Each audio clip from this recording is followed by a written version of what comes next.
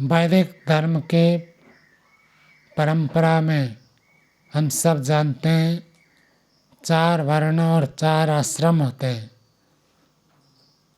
ब्रह्मचर्य आश्रम, गृहस्थ आश्रम, वानप्रस्थ आश्रम, संन्यास आश्रम। और ब्राह्मण, क्षत्रिय, वैश्य, शूद्र 4 वर्ण होते हैं। अब वैदिक परंपरा को हम यदि समझने का प्रयत्न करें, ये वर्णाश्रम व्यवस्था को गंभीरता से समझना आवश्यक है। तो आप देखेंगे 4 आश्रम और 4 वर्ण। 4 आश्रम में केवल एक ही आश्रम है जो पैसा कमाता है। कौन सा आश्रम है? गृहस्थ आश्रम। इसलिए ज़्यादा जिम्मेदारी गृहस्थों के ऊपर है। ब्रह्मचारियों का पालन भी गृहस्थ करेंगे, और गृहस्थ में रह रहे तो गृहस्थ का पालन भी गृहस्थ करेंगे। और वानप्रस्थियों का सत्कार, सेवा, उनके आवश्यक साधन सुविधा भी गृहस्थ प्रदान करेंगे। और सन्यासियों का भी पालन गृहस्थों को ही करना है। तो गृहस्थ आश्रम एक बड़ा दायित्व से युक्त रहता है।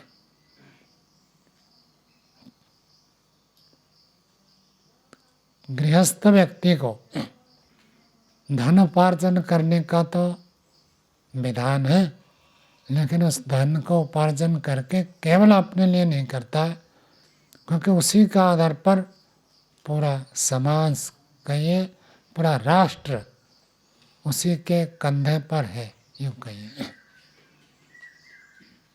पूरे राष्ट्र का भार कौन उठाएगा? गृहस्थ व्यक्ति उठाएगा। वानप्रस्थियों का तो केवल रहता है निःशुल्क रूप से वो सेवा प्रदान करेंगे जो योग्यता उनके पास है, और ज़्यादातर समय साधना में, स्वाध्याय में लगाएंगे।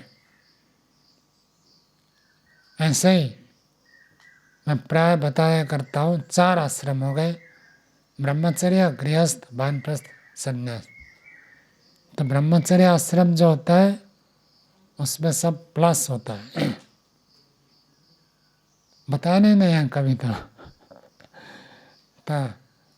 छोटा बच्चा होता था, गुरुकुल में चला जाता है, आज जैसे स्कूल में बैठते हैं, तो बच्चे के अंदर क्या इच्छा रहती है? कैसे मेरा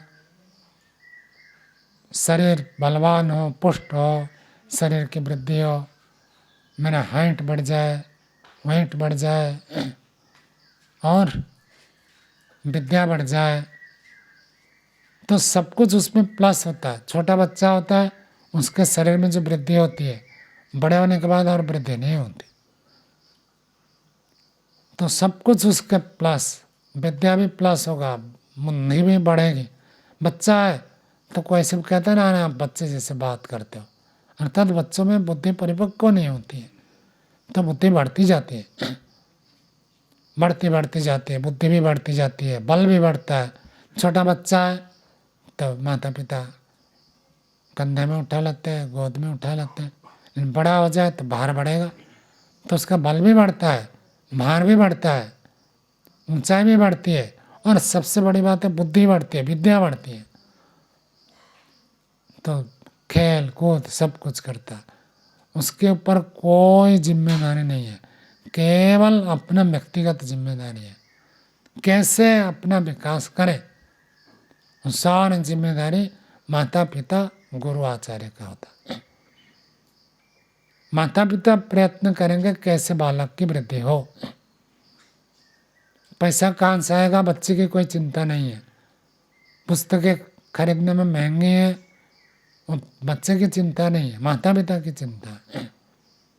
कौन सा जूता पहनेगा, कैसे जाएगा स्कूल को, उसके लिए साइकिल खरीदे, गाड़ी खरीदे, अथवा स्कूल बस में भेजें, विकल्प करें, वो सब माता पिता की चिंता। उसकी कोई चिंता नहीं है, केवल अपना विकास करता है। तो व्यक्ति ब्रह्मचर्य आश्रम में केवल अपना करता है, स्व अर्थ, अपने प्रयोजन को पूरा करता है, तो स्व प्रयोजन होता तो उसको हम कहते थे स्वार्थ, स्वार्थ रहता है। लेकिन जब विद्या पूरी हो जाए, 24-25 साल हो जाए, तो फिर वो गृहस्थ में जाता है। विदेश में तो जैसे मैंने सुना 12th तक सबके लिए कंपलसरी है। यदि बच्चे को माता पिता स्कूल नहीं भेजेंगे, पुलिस आएगा उनको जेल में डाल देगा। 12th तक कंपलसरी, और सब निःशुल्क होता है 12th तक सरकार की ओर से। लेकिन 12th के बाद बच्चे भी माता पिता के साथ रहना नहीं चाहते, और माता पिता भी बच्चे को रखना नहीं चाहते। बच्चे स्वतंत्र हो जाते हैं और स्वयं ही पैसा कमाते हैं, पढ़ाई करते हैं। वहाँ ऐसी व्यवस्था है। तो केवल अपने मनोरंजन को पूरा करता है जब तक वो ब्रह्मचर्य आश्रम में है। इसलिए जीवन स्वार्थ में ना बीत जाए, तो ऋषियों ने उसको परार्थ करने के लिए गृहस्थ का विधान किया। तो जैसे गृह कहते हैं अकेले अकेले सोच रहे थे, अब पढ़ाई पूरी हो गई, चाहे नौकरी करता है, व्यापार करता है, और कोई कार्य करता है, पैसा कमाने योग्य हो गया, तो उसको गृहस्थाश्रम में भेज देते हैं। केवल अपने लिए नहीं सोचोगे, और संकल्प करता है अब साथ में पति है पत्नी है, दोनों एक दूसरे के लिए सोचेंगे। पहले केवल अपने लिए सोचता था, अब दूसरे के साथ जुड़ता। और जैसे गृहस्थ में जाता है तो उसके साथ 5 महायज्ञ जुड़ जाते हैं। ब्रह्मचारी के लिए 5 महायज्ञ नहीं है, गृहस्थ में जब जाता है उसके लिए नियम होता, देवयज्ञ करेगा। ब्रह्मचारी को तो आचार्य कराता है तो करेगा, नहीं करेगा तो नहीं करेगा। ब्रह्मचारी को कोई दोष नहीं, पाप नहीं लगेगा। आचार्य का कर्तव्य हो जाता है। लेकिन गृहस्थ व्यक्ति हो गया, गृहस्थ में गया तो यज्ञ करना पड़ेगा, नहीं करेगा तो पाप लगेगा। तो ऐसे ही जैसे विवाह करता है, पति को पत्नी के लिए, पत्नी को पति के लिए सोचना पड़ता है, ऐसे ही अब पति पत्नी अपने लिए सोचेंगे तो माता पिता के लिए भी सोचना पड़ेगा। और माता पिता के लिए सोचता है, फिर आगे संतान हो तो संतान के लिए भी सोचना पड़ता है। माता पिता भी हो गए, संतान भी हो गए, तो भाई बहन इनके लिए भी सोचना पड़ता, पूरा परिवार जुड़ता है। तो केवल अपने परिवार हो, सब अपने परिवार को देखे, तो गली में मोहल्ले में काम कैसे चलेगा? तो समाज के लिए काम होता है। और समाज के लिए हो गया, राष्ट्र के लिए भी कर्तव्य आएगा, क्योंकि वो नागरिक बन गया, अब उसके लिए सब कर्तव्य हो गया। तो ब्रह्मचर्य आश्रम प्लस, तो महर्षि दयानंद में व्यवहार भान में लिखा है, सब कुछ प्राप्त करो जितना, जब तक हम हैं। माता पिता और संतान को, माता पिता आचार्य संतान को कहते हैं, जब तक हम हैं तो निश्चिंत होकर विद्या ध्यान बल की वृद्धि करो। अब उसके बाद फिर तो या तो विद्या भी प्लस, ब्रह्मचर्य में विद्या भी प्लस, बल भी प्लस, बुद्धि भी प्लस होता है, शक्ति भी प्लस होता है, हाइट भी बढ़ता है, भार भी बढ़ता है, सब प्लस प्लस प्लस होता है। और जैसे गृहस्थ में जाएगा सब माइनस। अपना समय पत्नी को देना पड़ेगा, पत्नी का समय पति को देना पड़ेगा। पहले किसी के लिए समय ना दे तो चलता था, अब विवाह किया तो आप ये नहीं कह सकते कि भाई मैं तो अपना देखूंगा, तुम तुम्हारा हिसाब करो। संकल्प करते, विवाह के समय साथ संकल्प करते, तो एक दूसरे के लिए संकल्प किया जाता है, समाज के लिए संकल्प किया जाता है, राष्ट्र के लिए संकल्प किया जाता है, परिवार के लिए संकल्प होता है। तो गृहस्थ में गए तो समय भी माइनस होगा। पहले जितना कमाता था खुद खर्च कर दे, कोई बात नहीं। अब जैसे ही गृहस्थ हुआ तो आधा तो पत्नी के पास जाएगा। एक व्यक्ति ब्रह्मचारी है, मानो अविवाहित है, और उसके पास पैसा दान देता, सारा पुण्य उसको मिलेगा। यानी एक व्यक्ति गृहस्थ है, वो व्यक्ति 10,000 दान करता है तो 5,000 का पुण्य पति हो तो पत्नी को, पत्नी हो तो पति को प्राप्त हो जाएगा, क्योंकि विवाह हुआ तो दोनों का एक माना जाता है। तो अब माइनस हो गया, धन भी माइनस हुआ, समय भी माइनस हुआ और पुण्य भी माइनस हुआ। तो आप मिलकर चले तो ठीक है, पत्नी करे तो भाई पत्नी को मिलेगा, पति करे तो भी पत्नी। पति ने कहा चलो भाई गुरुकुल है, ब्रह्मचार्य, कुछ दान देते हैं। पत्नी ने हाँ कहा तो दोनों को, लेकिन आरंभ तो पति से हुआ तो भी पत्नी को पुण्य मिलेगा। अब पत्नी भी ऐसे कहे पति को चलो हमारा पैसा इतना सारा खर्च हो जाता है, कुछ गुरुकुल में ब्रह्मचार्य को दान दे देते, तो उसका पुण्य पति को भी मिलेगा। तो ये सब बांटना पड़ता है। इनकम टैक्स भी कौन देगा? जो गृहस्थ होता है, ज़्यादा इनकम करता है वही तो टैक्स देगा। ब्रह्मचारी विद्या पर अध्ययन करता है उसको कोई टैक्स नहीं है। तो सब कुछ माइनस होता है कब? जब गृहस्थ में जाए। सुख भोगने का अवसर है, धर्म पूर्वक ईमानदारी से पैसा कमाकर विषयों को सेवन कर सकते, भोग कर सकते, लेकिन कितने सब कर्तव्य वहाँ जुड़े हुए हैं, सारा गृहस्थ में करना पड़ता है। इसलिए मैं कहता हूँ गृहस्थ होगा तो मतलब सब कुछ आपका माइनस होगा। समय भी बांटना पड़ेगा, शक्ति भी बांटो, धन भी बांटो, सब कुछ दूसरों को बांटना ही पड़ेगा। और जो नहीं बांटेगा गृहस्थ होकर निंदनीय होगा। गृहस्थ है तो देना ही पड़ेगा। ब्रह्मचारी दान ना करे तो पाप नहीं लगेगा, गृहस्थ दान ना दे तो दोष लगेगा उसको। तो गृहस्थ में माइनस होता है। और वानप्रस्थ में जैसे जाते हैं, ब्रह्मचर्य काल में व्यक्ति विद्या अध्ययन करता है, बड़ी उत्सुकता होती है, मैं बड़े हो जाऊँ तो ऐसे करो ऐसे करो। छोटे होते तो गुरुजन माता पिता होते, ये मत करो ये मत करो, ये ऐसे मत करो ऐसे मत करो। उसको लगता है कि मैं बहुत अधिक सुखी हो सकता हूँ। माता पिता आचार्य मेरे ऊपर रोक लगा रहे, ब्रेक लगा रहे। और जैसे गृहस्थ में जाता है तो सब अवसर उसके खुले हो जाते हैं। जवान भी होता है, शक्ति भी होती है, बुद्धि भी होती है और धन भी कमाता है, तो जो चाहे वो कर सकता है।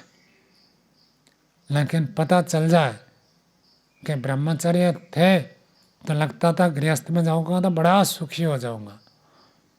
हम गृहस्थ में जाकर परीक्षण कर लो। ये परीक्षण करने के लिए है, भोगने के लिए नहीं है। अंधाधुंध भोग करने के लिए नहीं। भोग करो और परीक्षण करो कितना सुख है।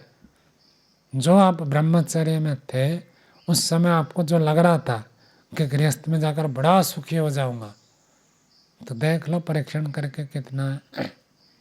ऐसे ही सब ऋषियों ने कहा, परीक्ष्य लोकान कर्मचितान।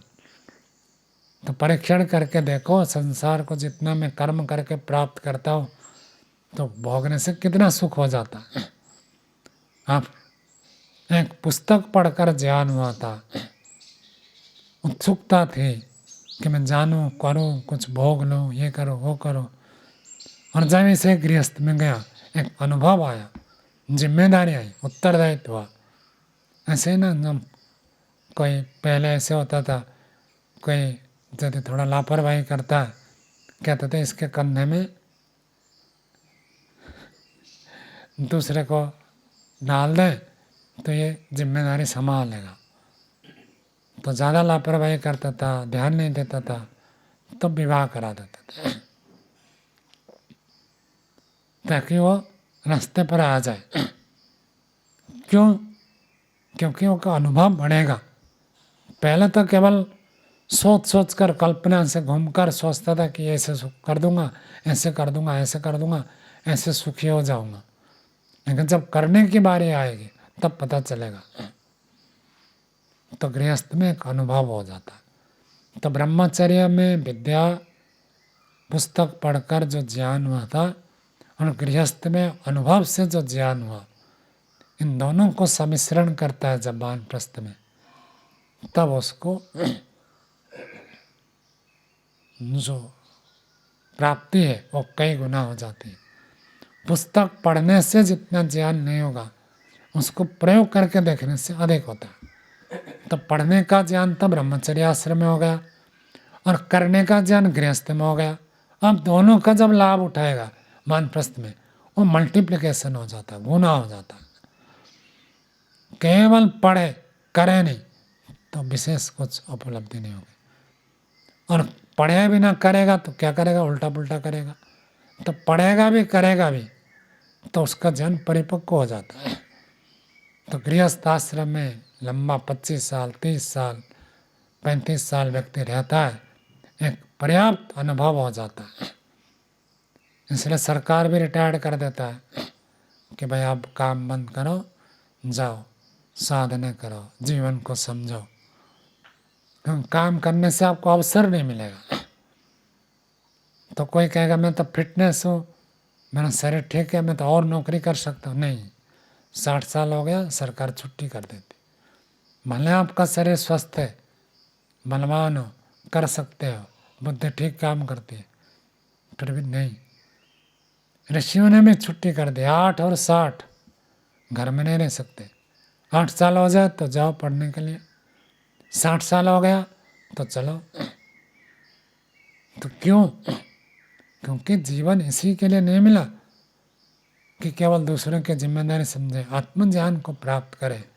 और वो अनुभव ब्रह्मचर्य में जितनी व्याकुलता होती है, विद्या अध्ययन करते हैं इतना तो ठीक है, लेकिन एक गृहस्थ व्यक्ति जैसा अनुभव करके उसको फिर विषयों के प्रति आकर्षण नहीं होता। मोबाइल चलाना, आप तो ब्रह्मचार्य को मोबाइल मिल जाए तो व्याकुल हो गए।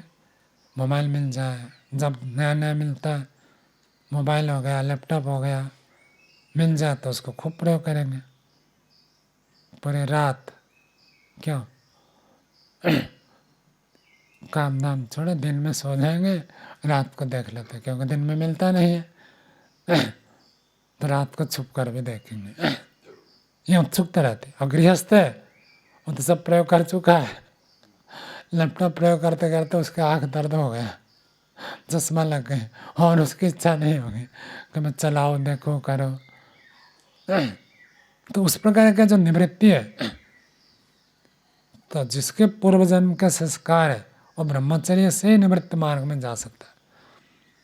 लेकिन नहीं है तो जाओ भाई 25 30 35 साल गृहस्थ में देखो, देख कर समझ जाओ। अब जिसको समझ में आ गया बिना प्रवेश किए, उसके लिए ज़रूरी नहीं है। नहीं आ रहा समझ में तो जाओ देख लो, फिर वहाँ से छक जाते हैं, नहीं भाई यहाँ तृप्ति नहीं होगी तो चलो वानप्रस्थ में। तो वानप्रस्थ में जाते हैं तो जो निवृत्ति, जो भोग की प्रवृत्ति से अतृप्ति और शास्त्र में जो बातें बताई वो बिल्कुल मेल खा जाता है। तो फिर वानप्रस्थ में जब साधना करता है तो कई गुना हो जाता है उसका ज्ञान विज्ञान, सब कुछ बढ़ता है, कई गुना मल्टीप्लिकेशन हो जाता। और जब बढ़ाते बढ़ाते उसकी अनुभूति हो जाती है कि सब कुछ परमात्मा का और एक दिन छूटेगा।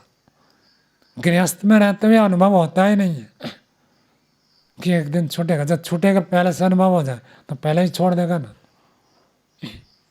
लगता ही नहीं है। पूज्य गुरु जी तो मैंने पीछे जितनी बार सुना है, कोई वर्ष ऐसे नहीं का जिस बार मैं आया और प्रवचन में ना बताया कि माँ पिता भाई बहन पति पत्नी ये सब छूटने वाले हैं। इस बार भी बोला केवल भगवान एकमात्र है जो साथ रहने वाला है। ये अनुभूति जब पक्का हो जाए वानप्रस्थ में कि सब छूटने वाला है तो कहता चलो पहले से ही छोड़ देता। से अनवत सुख दुख की त्याग वियोगाभ्याम। कोई मांसाहारी पक्षी है, मांस का टुकड़ा लेकर जाता है, ऊपर बाज है, देखा नहीं बाज पक्षी मांस का टुकड़ा ले रहा, ऊपर गेंद है चिल है तो उसको झपका मारेंगे, मांस का टुकड़ा भी छोड़ना पड़ेगा और मारकर क्षत विक्षत कर देंगे।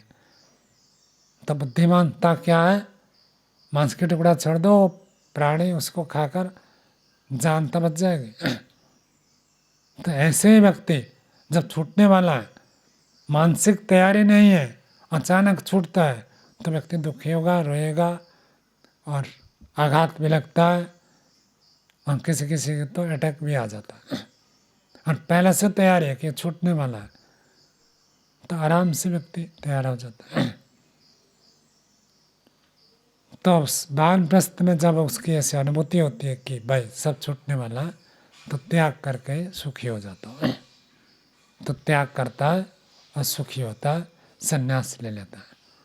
और संन्यास लेने के बाद सब डिवीजन होता है, क्योंकि अपना काम पूरा हो गया, अपने लिए और कुछ नहीं चाहिए। जितना ज्ञान प्राप्त करना था प्राप्त कर लिया, जो संसार को देखना था देख लिया, वैराग्य को जो बढ़ाना था बढ़ा दिया। अपने लिए और कुछ नहीं है। बहुत थोड़ा समय ध्यान साधना में लगाता है, शेष समय पूरा समाज के उपकार के लिए लगाता है। वो संन्यास होता है, डिवीजन होता है उसके पास जितने बल विद्या बुद्धि ज्ञान विज्ञान है सब बढ़ जाता। तो ब्रह्मचर्य आश्रम में प्लस, गृहस्थ आश्रम में माइनस, और वानप्रस्थ आश्रम में मल्टीप्लिकेशन गुना होता है, और संन्यास आश्रम में सब बांटना। पूज्य गुरु जी के जीवन में हम देखते हैं चारों आश्रम का पूरा किया है। तो ब्रह्मचर्य आश्रम, गृहस्थ आश्रम, गृहस्थ में भी बड़ा आदर्श मर्यादित जीवन जिया, फिर वानप्रस्थ के नियम को पालन किया, फिर वानप्रस्थ संन्यास में गए। उस संन्यास में जब तक शक्ति थी पूरा प्रचार प्रसार किया, यज्ञ न केवल करना, कराना, बहुत सारे लोगों को यज्ञ कराया और जीवन को यज्ञ में बनाने का प्रेरित किया। यही संन्यास का जीवन होता है। दूसरों को कैसे उन्नत बनाए उसके लिए प्रयत्न करते हैं। तो 4 नियम है। गृहस्थ में रहना मौज नहीं है। गृहस्थ में रहने से तो अधिक उत्तरदायित्व तो पालन करना पड़ता है, और अपने लिए कम होता है, दूसरों के लिए अधिक होता है। आत्मकल्याण के लिए कम समय, कम शक्ति, कम साधन, कम सुविधा मिलती है, इसलिए आगे बढ़ने के कहा गया है। तो जो इन चारों को पूरा करता है, 4 आश्रम और उनके बीच में 3 संधि है, इसलिए 3 संविधा दान करते। आश्रम तो 4 है, लेकिन बीच के संधि देखेंगे तो 3, तो 3 संधि के लिए 3 संविधा दान करते। एक आश्रम से एक दूसरा आश्रम में जाते हैं तो संधि में एक यज्ञ होता है, हवन होता है, एक अग्नि को आदान करते, तो 3 अग्नि कहा जाता है। त्रिनाचिकेता अग्नि इसको कहते, 3 अग्नियाँ हैं, और 3 अग्नियों को जो पूरा करता है उसके जीवन में पूर्णता आती है। अब केवल गृहस्थ में रह गए तब तो आगे आपको बाकी काम पूरा करना पड़ेगा। तो 3 संधियों को पार करके जो 4 आश्रम पूरा करता है उसका जीवन पूरा होता है। समय के अनुसार ये पर विराम देते हैं। ओम।